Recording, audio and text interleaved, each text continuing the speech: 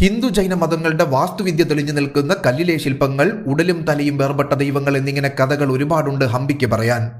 മുഗൾ ക്രൂരതയ്ക്ക് മുന്നിൽ നശിച്ചിട്ടും ഇന്നും തലയുയർത്തി നിൽക്കുന്ന ഹംപി ഏതൊരു ഇന്ത്യക്കാരന്റെയും അഭിമാനമാണ്.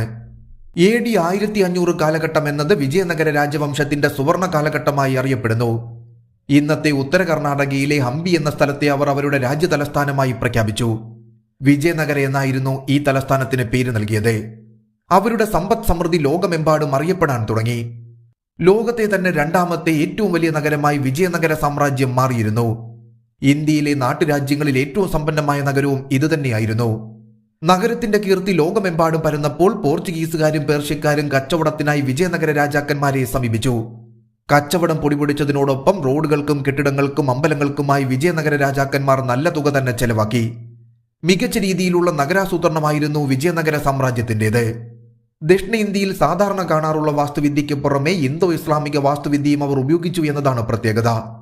അങ്ങനെ സമൃദ്ധമായി മുന്നോട്ട് പോയിക്കൊണ്ടിരിക്കെയാണ് വിജയനഗര രാജവംശം തകർച്ച നേരിടാൻ തുടങ്ങുന്നത്. മുസ്ലിം സുൽത്താൻമാരും വിജയനഗരവും തമ്മിൽ നിരന്തരമായ യുദ്ധം നടന്നു വന്നിരുന്നു. 1565 തളിക്കോട്ട യുദ്ധത്തിൽ വിജയനഗര രാജവംശത്തിന്റെ തകർച്ച പൂർണ്ണതയിലെത്തി. രാജാവിനെ വധിച്ചതിനു ശേഷം ആ രാജ്യത്തെ നശിപ്പിക്കുകയായിരുന്നു സുൽത്താൻമാരുടെ ലക്ഷ്യം.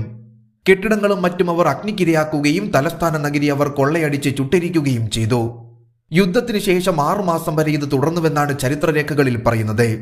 പിന്നീട് ആ നഗരം ആർക്കും വേണ്ടാത്തൊരു ശവപ്പറമ്പായി വർഷങ്ങളോളം കിടന്നു. 19-ാം നൂറ്റാണ്ട് വരെ ഇങ്ങനെ തന്നെ തുടർന്നുവെന്നാണ് ചരിത്രരേഖകൾ സൂചിപ്പിക്കുന്നത്. പിന്നീട് ചരിത്രകാരന്മാർ ഈ സ്ഥലത്ത് നിരവധി ഗവേഷണങ്ങൾ നടത്തി ഇവിടുത്തെ പ്രാധാന്യം മനസ്സിലാക്കുകയായിരുന്നു. അങ്ങനെ യുനെസ്കോ വരെ പൈതൃക പട്ടികയിൽ ഉൾപ്പെടുത്തിയ ഹംപി എന്ന വിനോദസഞ്ചാര കേന്ദ്രം പിറവികൊണ്ടു. തുംഗഭദ്ര നദിയുടെ തീരത്താണ് ഹംപി എന്ന നഗരം സ്ഥിതി ചെയ്യുന്നത്. അതിശയിപ്പിക്കുന്ന വാസ്തുശാസ്ത്രവിദ്യ ഉപയോഗിച്ച് നിർമ്മിച്ച അമ്പലങ്ങളും മറ്റു കെട്ടിടങ്ങളുമാണ് ഹംപിയിലെ പ്രധാന കാഴ്ച. പ്രശസ്തമായ വിരുപക്ഷ ക്ഷേത്രമാണ് ഇതിലേറ്റവും പ്രധാനം. ക്ഷേത്രങ്ങൾക്ക് പുറമെ കനാലുകൾ, പട്ടാള ക്യാമ്പുകൾ, കുതിരലായം തുടങ്ങിയവയുടെ ശേഷിപ്പുകൾ കാണാനാകും.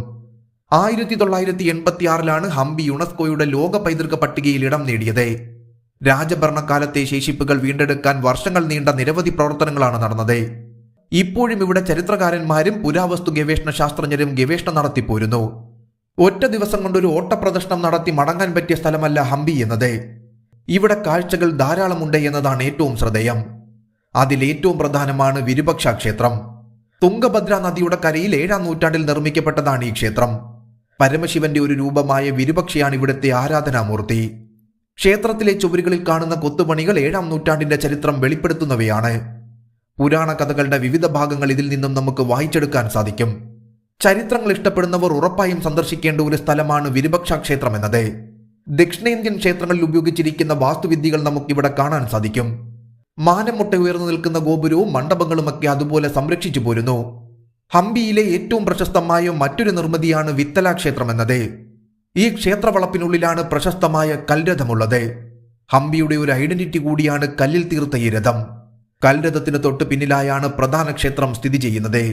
വേറെയും നിരവധി ക്ഷേത്രങ്ങൾ ഈ പരിസരത്ത് തന്നെ നമുക്ക് കാണാൻ സാധിക്കും. കല്ലിലെ കുത്തുപണികളിൽ നിരവധി ദൈവങ്ങളുടെ വ്യത്യസ്ത രൂപങ്ങളും കാണാനാകും.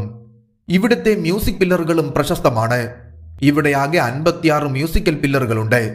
ഓരോന്നിനും ചുറ്റിലും 7 ചെറിയ തൂണുകളുണ്ട് എന്നത് സപ്തസ്വരങ്ങളെ സൂചിപ്പിക്കുന്നു. ഹിരണ്യകശിപുവിനെ മടിയിൽ വെച്ച് നരസിംഹം കൊലപ്പെടുത്തുന്ന ചിത്രവും അരികിൽ പ്രഹ്ലാദൻ പ്രാർത്ഥിച്ചിരിക്കുന്ന ചിത്രവും മനോഹരമായി കല്ലിൽ കൊത്തിവെച്ചിട്ടുണ്ട്. വിരുപക്ഷ ക്ഷേത്രത്തിൽ നിന്നും 2 കിലോമീറ്റർ മാറി ആഞ്ജനേയകുന്നിൽ സ്ഥിതി ചെയ്യുന്ന ക്ഷേത്രമായ യന്ത്രധാരക ഹനുമാൻ ക്ഷേത്രമാണ് മറ്റൊരു പ്രധാനപ്പെട്ട സ്ഥലം. മങ്കി ടെമ്പിൾ എന്നും ഈ ക്ഷേത്രം അറിയപ്പെടുന്നു. വിജയനഗര രാജവംശത്തിലെ രാജഗുരുവായ വ്യാസരാജയാണ് ഈ ക്ഷേത്രം നിർമ്മിച്ചതിന് പിന്നിൽ. കുത്തനെയുള്ള 570 പടിക്കെട്ടുകൾ കയറി വേണം ഈ ക്ഷേത്രത്തിലെത്താൻ. മുകളിലെത്തുന്തോറും മനോഹരമായ ദൃശ്യങ്ങൾ നമുക്ക് കാണാൻ സാധിക്കും.